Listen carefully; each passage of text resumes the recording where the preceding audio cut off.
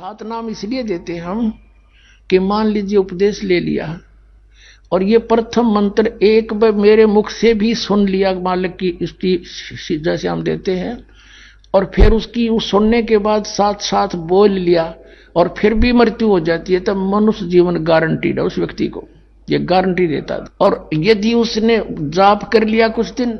और विश्वास ठीक रहा तो वो स्वस्थ भी होगा और इसकी इसी जीवन में आयु बढ़ती चली जाएगी, परमात्मा बढ़ाता चला जाएगा जब तक उसका मोक्ष नहीं होगा, इस जन्म में पार कर देगा आपको। तो इसलिए